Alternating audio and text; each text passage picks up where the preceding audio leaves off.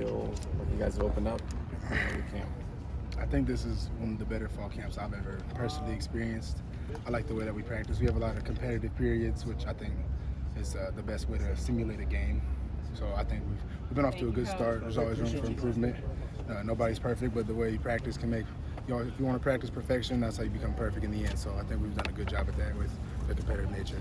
First impression of Matt Hens. Obviously, he didn't have his voice right now. It seems like a very vocal guy. Just overall impression in the first few days of camp. He's been great. It's similar, I think now since he's more comfortable, and we're all more comfortable with him from spring ball and just having him over summer. He's learned to coach us in the way that he knows, because he knows us more personally now. And like you said, his voice is gone damn near every day. So, but that's just the way he comes every day. He approaches the game, the practice just like it's a game, and that's the head coach mindset, like I always talk about.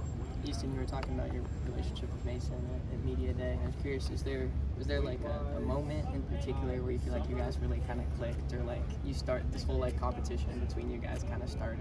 Is there kind of a specific experience from the spring or something that you look back on? I don't know about. I think we compete every day, so there's a lot of times if we're in the same workout group or if we're doing a drill together, we're always saying like I bet I get there first. I bet this. So I think we're just competing in every drill and making the most out of it together. What's it been like wearing the helmet, communication? It's been nice. There's a lot of pressure on your shoulders because you get the call first, so they're always looking to you. But as the Mike linebacker, that's the job you sign up for. How much different is that, just as a added skill to your plate that you have to get used to? Like at first, was it kind of like weird? It was a little weird at first, but I think now I've grown a little more accustomed to it. So I get in the call first, so it makes me like play a little bit faster because I get the call and then I can look for adjustments, look for keys from the offense a little bit quicker than I would normally if I had to get the signal. How much is conveyed over that headset, that call? Is it a real quick thing, or is it a lot of information coming in each play? Not too much information. It's usually just the call, and then if Coach Lynn sees something in particular that he sees from the sideline, he'll tell me to relay it, or it might be something quick for me, just look out for this, look out for that, tell the D-line this, tell the D-line that, so nothing too crazy. Thinking about your responsibilities last year at Oregon State, does it kind of help streamline the process a little bit?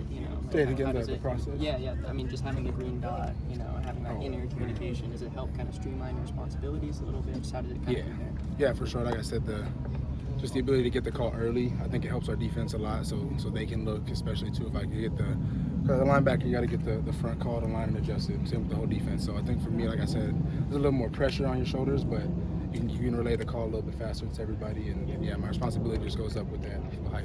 Coming from Oregon State, what's the philosophy difference, the philosophy change in terms of tackling from Oregon State to here?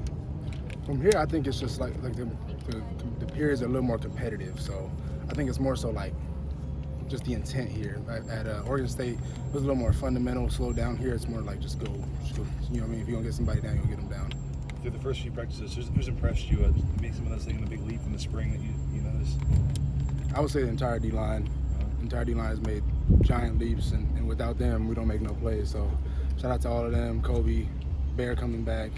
I mean, sure, I can name the whole entire D-line, but when they make their job harder, it makes my job a lot easier. So shout out to D-line. We just talked to Kobe. What's the big difference you see in him? I think just his intent, man. He's coming every day a little bit harder. He's in the backfield every play, disrupting, holding double teams for me, like I said. So when he's doing his job, man, I got to take him out there one day, soon. You had a couple of freshmen in the spring. What have you seen from those guys in terms of jumping in the summer and how they've started? I think they're growing. They're mental. Everything as a freshman. Most of these are most probably talented freshmen I've ever seen personally. So for them, it's not in the physical aspect. For them, it's just mental. I think that's the same for everyone in the country coming into college.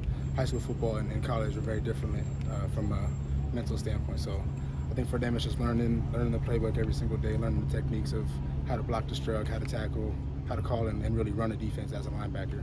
But they're doing good every day, and then they're getting better. How's your working relationship with the other veterans like Eric Gentry, Rajon Davis? How's that going? It's great. It's good knowing that there's people on that team with experience, people that have played in big games, big moments, and just for them, it's kind of like talking to a friend, just like, yo, like, make sure we're doing this, make sure we're doing that. It's not like talking to a younger guy where you gotta really instruct them on how to become what we're trying to become as well. But it's all just experience. So having experienced guys around you is really comfortable for me. What's been your approach towards film study, and how is it helping you so far? For film study, I'm really just trying to look at a lot of NFL tape now. So for me, trying to get the playbook dialed down, almost there, but I'm trying to get the playbook dialed down to a T, and then really looking at guys at the next level just to see how they perform in big moments and really how their techniques. And I like watching a lot of Roquan Smith, like how he plays. I actually watched one of his plays yesterday against the screen, and I translated it onto a play. So just things like that where I can translate people that are doing it at the highest level and try and do that in my game as well. Thank you.